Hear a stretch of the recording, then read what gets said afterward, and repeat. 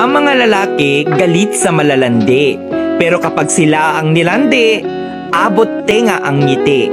Ang lalaki kapag tamang hinala, kadalasan sila ang may ginagawa. Pero kapag ang babae ng hinala, di man eksakto, madalas konektado. Ang mga babae pag nasaktan, mas nagiging matalino, maganda at matapang yan. Kaya kapag iniwan mo siya, mahirap na yang balikan. Pag may babaeng gustong agawin ang iyong asawa, ipaubayo mo na dahil ang tunay na responsableng ama ay hindi maaagaw kahit nilalandi pa. Kaya tatanungin kita, kung ibabalik ka sa buhay single at kung mag-aasawa kang muli, asawa mo pa rin ba ang pipiliin mo? Tandaan mo, wala naman talagang pinanganak na manloloko. Di lang talaga na itanim sa pag-iisip nila ang tunay na kahulugan ng seryoso, respeto at kontento.